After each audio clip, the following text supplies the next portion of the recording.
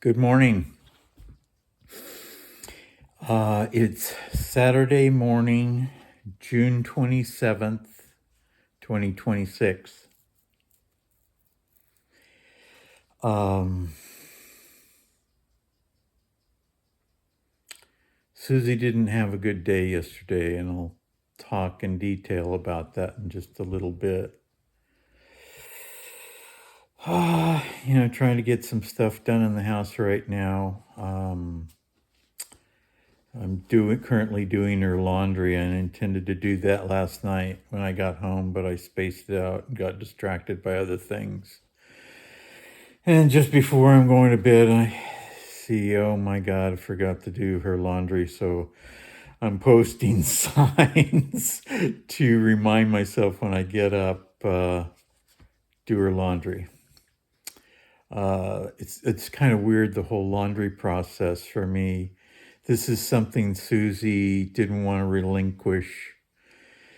Not that I wanted to do the laundry, but I wanted to understand her system. And I had her show me on at least one or two occasions, but I'm a repetition person. I need to do it over and over again to have it ingrained. And yesterday I was able to communicate with her strictly through shaking up and down and side to side. I told her that I needed to launder her clothes.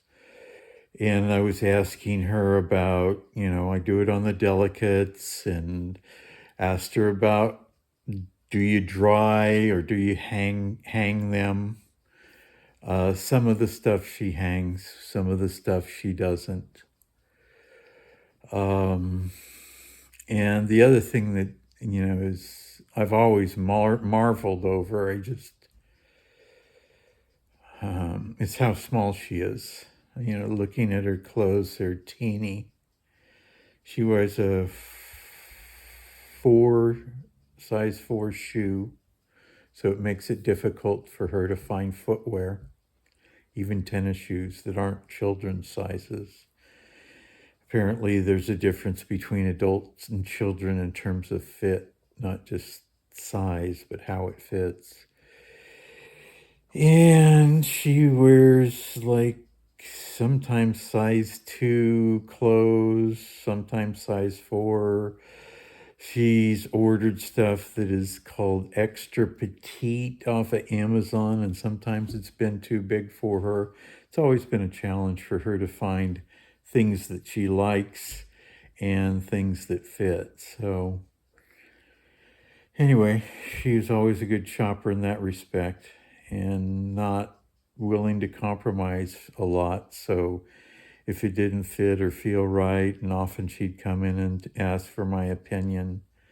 And I'd tell her, I'd say, it doesn't look like it fits you properly. I'm always asking, how does it feel? Does it feel like it's comfortable? Because that's where I go. Do I like how it feels? That's my starting point. But I think her starting point is, how does it look? And then how does it feel? Because she won't wear something that just doesn't feel right. She might buy it, but we wind up giving it to the Goodwill. So, I've said this before, but this whole journey with her health and the hospital experience has been a big roller coaster for me. And yesterday was kind of a going on the down slope. And like I said, I'll talk about it. Kind of an aside, I have a bunch of dried pinto beans that I haven't cooked. I think I bought them 2 years ago, and then I got into sourdough bread. And, you've got finite room in the refrigerator and freezer. Usually I cook a large pot of pinto beans and we'll freeze portioned amounts, not individual portions, but portions that would work out for a week. And I eat beans almost every day, not a lot, maybe half a cup to a cup with either lunch or dinner. That's kind of my thing for protein and also fiber. And so I'll talk a little bit about my experience in cooking beans. Beans are an interesting thing. I learned a phrase in Spanish class from my Spanish teacher, Daryl Schmidt. There's a saying in Mexico about beans, and it goes, Los frijolitos benditos, meaning the little blessed beans. And, the village people in Mexico, the common Mexican citizen, not the ones that are in the big cities for the most part, I'll say, maybe them too, but you can survive quite well on a diet of rice, beans, tortillas, corn, some fresh fruit and other veggies that are relatively plentiful in Mexico. So, anyway, I've had a history of cooking beans, but I soak them overnight. I think I'm doing the right things. I read a variety of approaches to cook them, and I think in the bottom line is in the past I was in too much of a hurry, and the beans would come out either a little too hard or mushy. And a good a good baked, or not baked, but a good cooked bean is like a little firm, but it's easy to chew, and it's not a chalky consistency, not that dryness. There is kind of a little bit of a moistness to it. So being patient with your bean cooking, I think, is the bottom line. Soaking the beans, cooking it low and slow, and keep checking it. So I had to, the beans that I cooked the other day, I just felt that they weren't cooked enough. They were a little soft, but firm and a little chalky. So I had to put them back on the stove and cook them a little longer. So anyway, the whole hospital and health experience has been kind of like that. You got to be patient and kind of roll with it to some degree while still being an advocate. It's that balance. And I'm also not trying to be the helicopter spouse, constantly asking for whether she's warm enough or is she in pain and all that. So I'm trying to be very chill. I tell her, what I'm doing at home. I told her that I went for a walk with Pietro the other night, just wanting her to know that, and I'm also telling her I'm trying to keep things organized at home. I know they're not nearly as organized as she would like them, so that's a challenge. And yesterday was the first day this week that I've really spent the whole day with her and not running out trying to deal with various government agencies for insurance coverage or meeting with a lot of medical people that aren't really the primary caregivers. So it was just good for me to see what was going on for her. When I arrived, it was about, I'm going to say around 9:30. She was in the bathroom. The OT and her assistant, and usually what they do is they get her up, get her dressed, get her in the chair. At least that's my understanding. And I think they were trying to let her have a bowel movement, which I believe she did have. I try to be respectful and not crowd the room, even though I do want to see, with the process, because if I'm able to bring her home, I'm not going to have a lot of the technology for lifting or the assistant of a medical tech like the OT does. And, fortunately, Susie's not big, so I'm not concerned about my ability to lift her. I just need to be able to lift her so I'm not hurting her.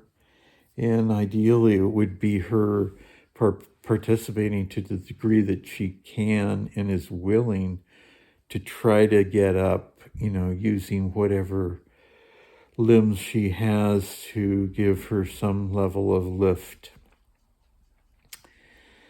So anyway, when she came out of the bathroom, I don't recall. She was in the wheelchair. She had eaten her breakfast, and I did a little video on that, what she had and what she didn't eat. And I'm not sure if she was shutting down with the OT. But the next person to come in was Becca, the speech therapist, and Becca's been phenomenal. And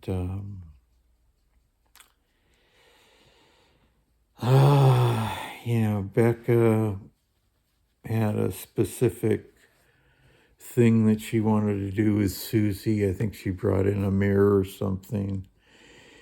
And Susie just wasn't going to participate. She was shaking her head from side to side. Earlier in the week, she could shake up and down easily, but side to side was something that was a little more difficult for her. And again, what is she understanding? Is she understanding the question clearly? And is the head movement consistent with her understanding? Sometimes that's a question mark, and sometimes you have to ask it repeatedly in different ways, giving her time to process it. So being kind of slower and deliberate of your questioning and being patient in the response. But she clearly was, no, I don't want to do this, don't want to do this, don't want to do this. And I took Becca out in the hall. I think, Becca came back in the afternoon, and I think it was the same routine. And in the afternoon, I think that's when I took her out in the hall. This is all kind of a jumble in my mind. I'm pretty clear on what happened. I'm not remembering exactly how it happened. But anyway, I think Becca came back in the afternoon, and Susie at this point in time is shaking her head no, and now her strategy is to cover her eyes, so you can't even make contact with her, And I could see her little chin. I'm looking at her in a profile, and I see that little chin just kind of shaking. And like if she could cry, she would.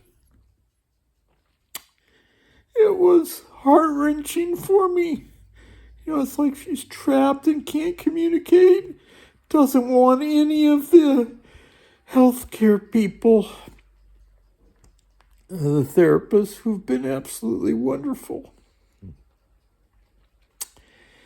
So I think she had PT scheduled, and it was kind of the same thing.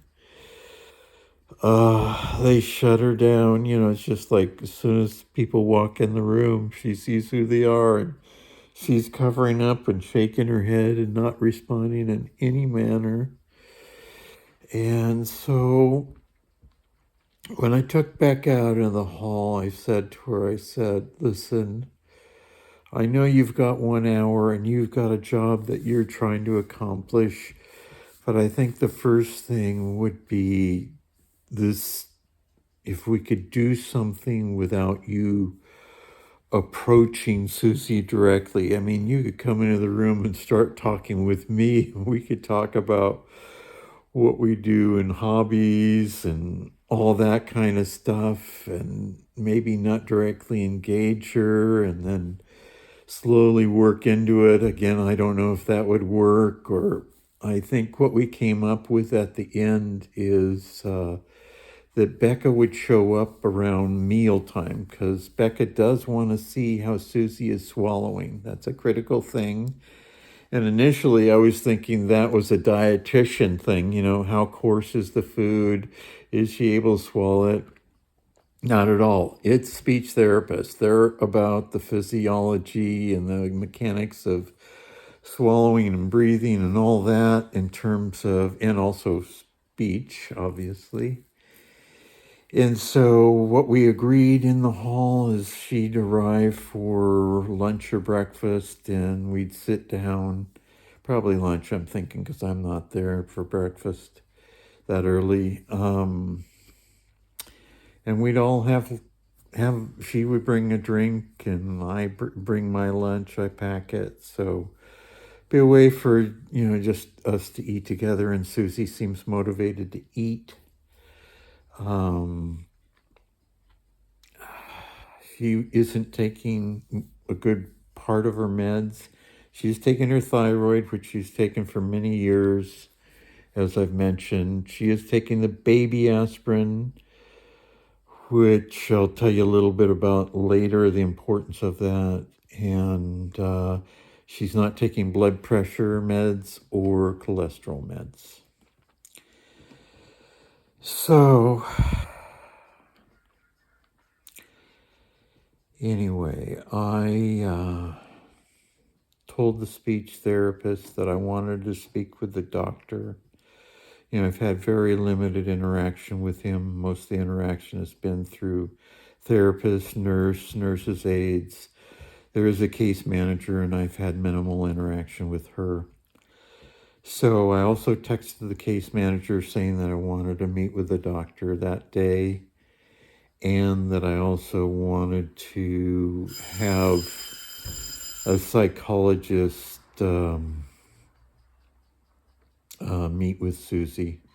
That bell that just went off is a timer for the laundry that I need to check.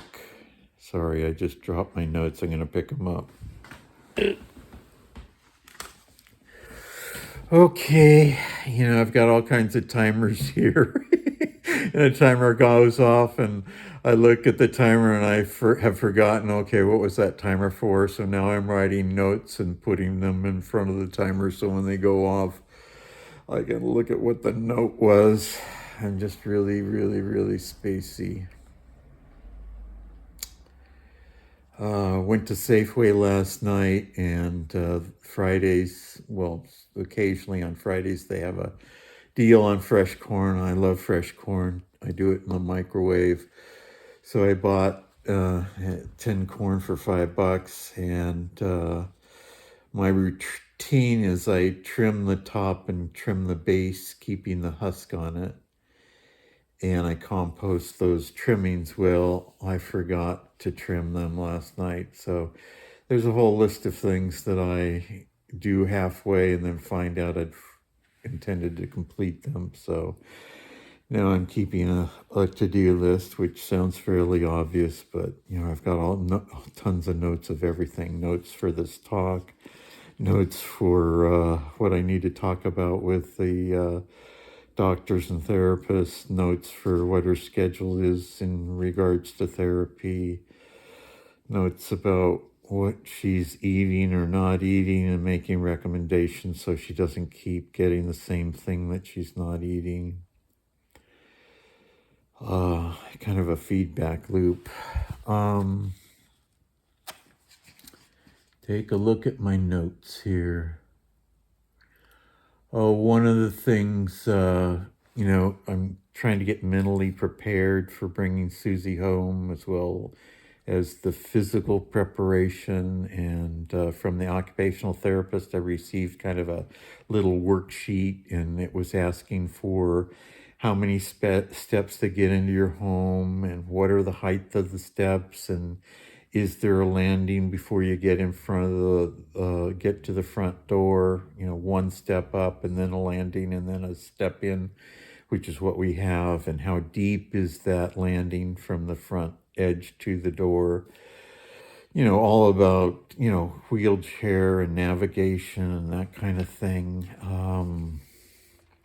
How wide are the doors from door jamb, inside part of the door jambs, and then how wide is that same door from the non-hinge side, the latch side, to the door edge, so it's narrower because of the width of the door on a side angle. So those two measurements. She wanted pictures of bedroom, bathroom, hallway. I pretty much did our whole house, so I gave her like 15 or 20 photos in a zip file.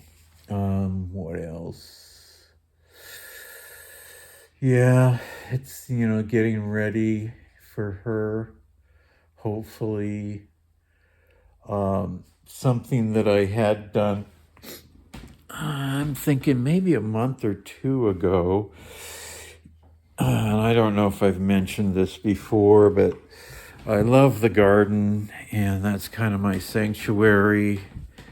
It's a creative space. It's a ever-changing space. I'm always going out in the morning to see what's changed since last evening, and things do change this time of year, and it just, I don't know, it's just a miracle. I think it's the most magical thing, I think, in terms of growth and life and all that stuff. And what stage are zucchini and cucumber and squash?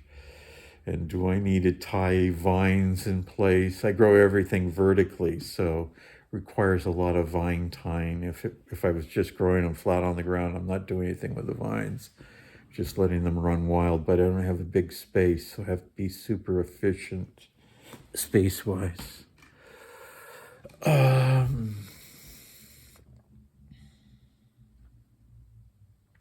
Oh, well, what I was going to tell you, me being in the garden, I lose track of time. So there are two things that I've done. One is I have a clock that I've actually mounted in the garden. And usually when I'm in the garden in the past, I'm listening to a YouTube video, the phone is in my pocket, or maybe sometimes it's charging and I'm using my Bluetooth earbuds to listen. And my hands are in the dirt. So, like if Susie texts me, I'm not running to my phone in that moment, or if she calls me.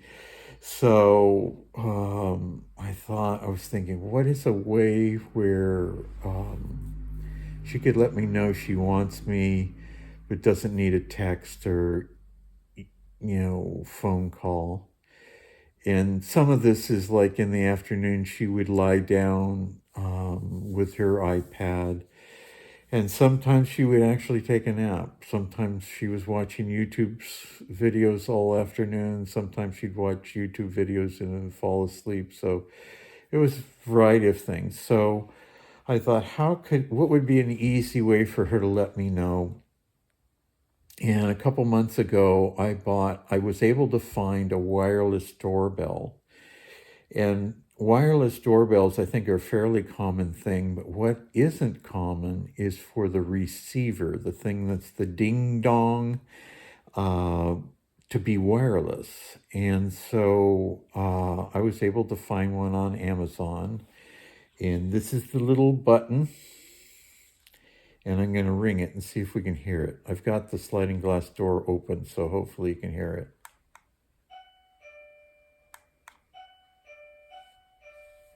So, stop.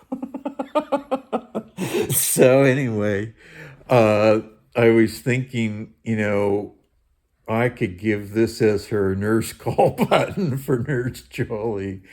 And it's kind of too small. I think I'd need to mount it on something to make it a little bigger and make the button a little easier to press. And I was developing ideas around how to accomplish that.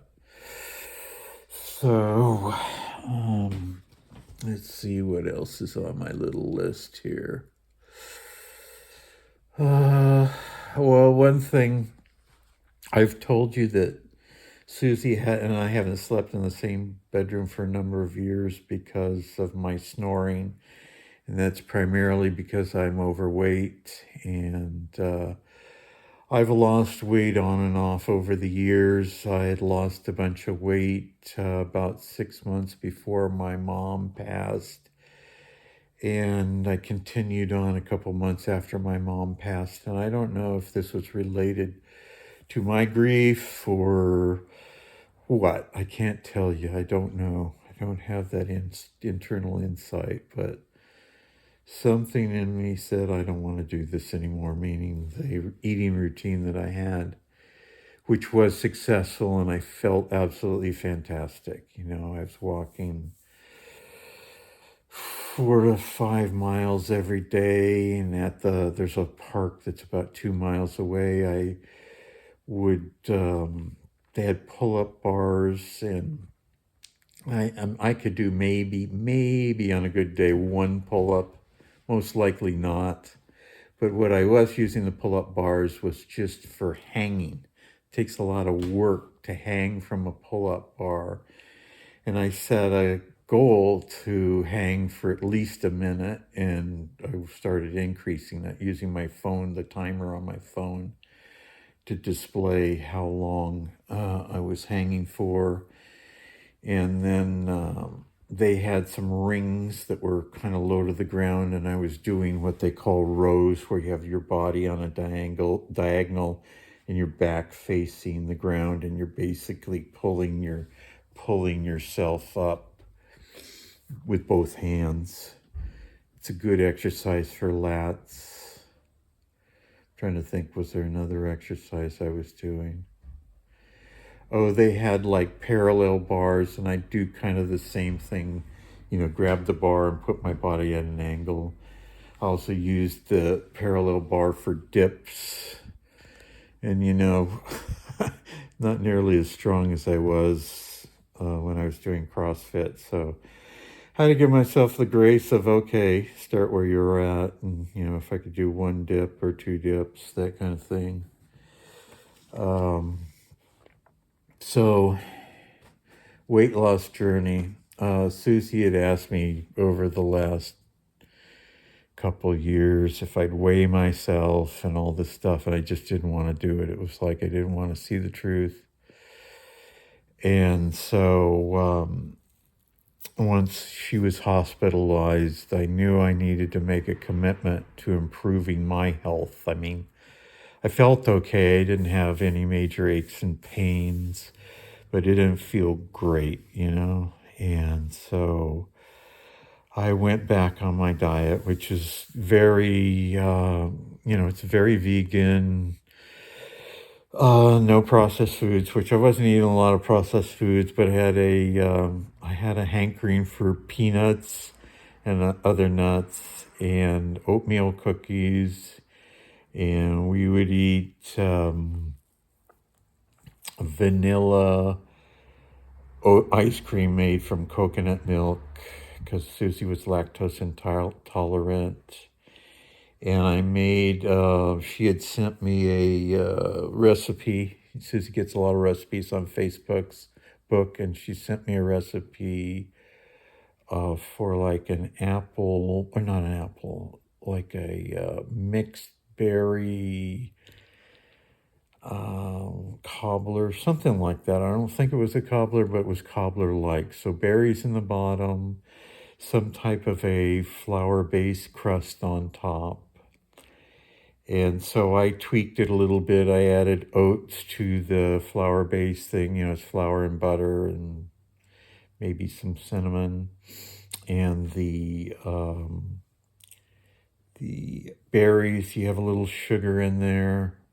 I think there's some sugar in the topping. There's some sugar in the berries, and you add some cornstarch so it thickens. And so I baked that on a couple of occasions, and we would have that with the vanilla coconut ice cream. And that's habit forming, and I'm a guy that once I start, it's hard to stop. I stopped drinking alcohol over a year ago. It's not that I was drinking a lot, but it was just like one glass leads to another, and then my discipline wanes as it relates to eating, and I'll start snacking and stuff. So it's not a good thing. So long story short, I'm eating tons of veggies from the garden, the beans that I've made, fresh corn, oatmeal for breakfast, fresh fruit, nectarines, mangoes, that kind of thing, but in limited quantities.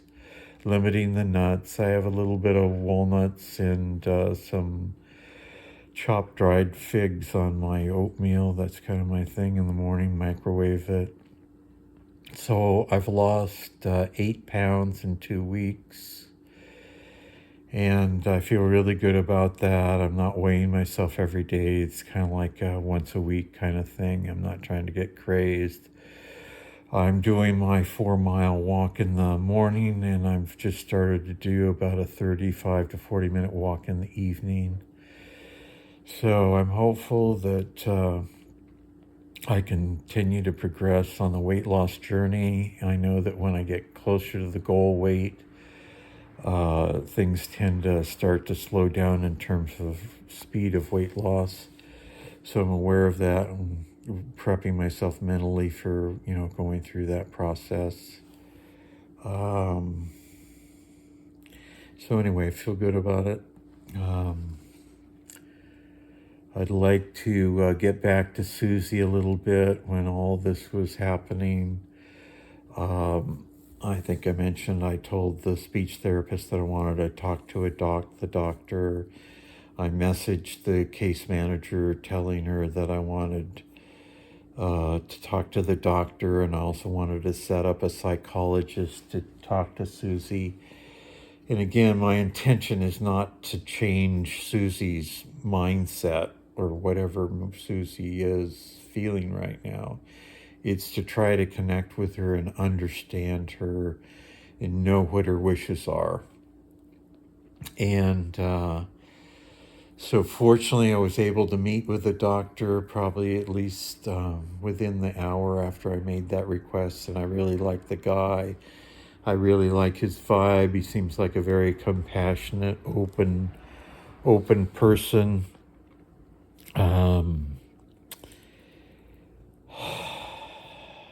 I told him all my concerns, some of her comments in the past about wanting me to kill. Oh, I can't say that on YouTube, so scratch that. Not wanting to do the deed so she doesn't need to suffer. And she's told me that if I die first, she won't want to continue, and she told me her strategy. And I just listened. And I'm wondering if she's at that point by refusing the meds and refusing therapy. She doesn't want to continue on this path. The doctor did say something interesting to me, and he said, this is the one little piece of control that she does have. And covering her face and not interacting, she has control there. And he said, actually, on some level, that's a good thing, that she is asserting some level of control in her life. And he also said, this is not totally uncommon. People hit bumps in their recovery. And I think combined with the fact that she has a bladder infection and may not be feeling well in that respect may be an influence. So I very much want her to pursue the rehab process and interact with the therapist, but I also want to be sensitive to her emotional world and what she really wants. I want to do my best to fulfill what she wants, and I want to understand that. And I'd like somebody trained in psychology. So they did send a psychologist. I think she came a little after 4, maybe 4:15. And Susie shut down as soon as she came in, covered her eyes, and I said, let's go out and talk. And so we went out, and there was like a little balcony area, probably 20 by 20 feet. It had little tables and chairs, kind of like a cafe setting. And we talked for a good half hour. Basically, our history as a couple, her history as a child and her parents, her history of wanting to end it. Has she acted on it? And the answer is no. Medical history a little bit on medication. Anything like antidepressants, the answer is no. So I just felt that this psychologist isn't the right person for Susie. Susie's not going to let this person in. She's a little too clinical, intellectual. She kept talking about, finding out how we can get her back on the track of rehab. And I said, hold it. If you take that approach, if you have the goal of getting her back on track with rehab, she will shut you down and she won't let you in. And your only agenda right now is to connect with her and to understand her inner world and what her wishes are. Otherwise, you're going nowhere. And then I said, I want to talk very directly and frankly to you. And I said, my gut feeling is that you are not a person she's going to allow in. Your presentation is not one that she connects with. It's, she's going to connect. She's a connector, and she's going to connect with somebody that is approachable, connectable, that empathy, not a forced empathy, but just a coming from the heart empathy. And a lot of her therapy, like the OTs, the PTs, the speech, they have that vibe. They are really present with her. But I wasn't getting that from the psychologist. And she may, I'm going to say she's mid-40s to mid-50s. So, and she's probably very competent, but the vibe she puts off just isn't there. And, I told her, I said, I'm appreciative of everything people are doing here to make Susie better and assist in her recovery, including you showing up. But I'm just being as truthful as I can be. What I think is going to work for her and what will not. And so after about half an hour, 45 minutes of conversation, and I was just spewing it out, and she was saying, slow down, and she's scribbling notes copiously. And so we go back in, and she led the way, the psychologist, and Susie just covered up, was non-responsive. The psychologist said, I just wanted to connect with you and, see if we could have a little chat, just get to know you. And Susie was totally shut down. So no response, covered her face. And so we walked out in the hall, and the psychologist said, yesterday is Friday. Says, well, it's the weekend, so we don't have a psychologist available, and I'm not going to be back on Monday. So she says, I have a colleague that maybe can follow up. So anyway, I want to talk to that person before they enter the room and get shut down. My girl Susie, she's very willful. She's not going to let you in if you don't pass muster, the initial contact. And my analogy is it's kind of like door-to-door sales. The thing in door-to-door sales is that conversation at the door. You're never going to sell anything on the doorstep. I mean, you may sell Girl Scout cookies, but if it's more substantial purchase price, you need to get inside the door. It's like the old Kirby vacuum cleaner salesperson. You need to get to the demo. They'll never buy. So at the door, you need to build that rapport and create the compelling reason to let you in.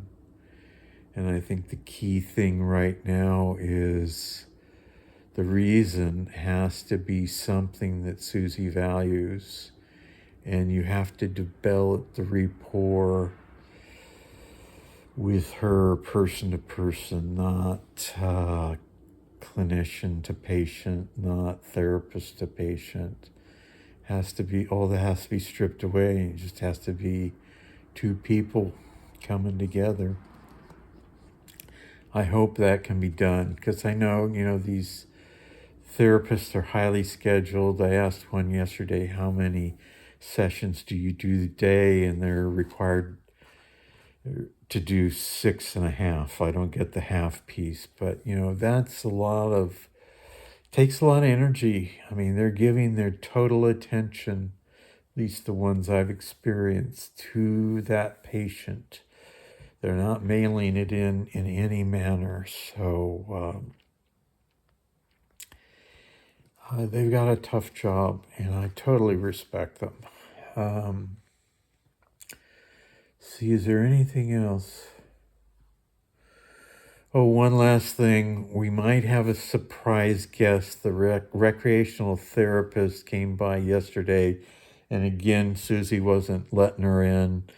And there was a surprise guest that this therapist had talked about as a possibility for Saturday. So we'll see if that guest shows up. And if the guest does show up and Susie's willing to participate, and I hope she is, I'll tell you about that tomorrow. Anyway, appreciate you guys listening. It's been a rough journey. I'm hopeful to bring Susie home. I'm hopeful to being able to care for her. I'm hopeful for being able to know what her wishes are and to be able to execute on them. That's what I'm hopeful for. So, ojalá, as I mentioned yesterday, the word ojalá is Spanish with an Arabic origin, meaning God willing. So God willing, I'll be able to do those things, and Susie will be able to do those things as well. Thanks for listening. Much love to you guys. Oh, I wanted to give a shout out to my cousin Sally. She came for a visit. Brought a beautiful bouquet of flowers. I did a little video on it. That means a lot. Sally could see that Susie was not a happy camper, and that she wasn't wanting to be a participator with the therapist. So she got a little glimpse. So anyway, guys, thanks for listening. I gotta go for a walk. See ya.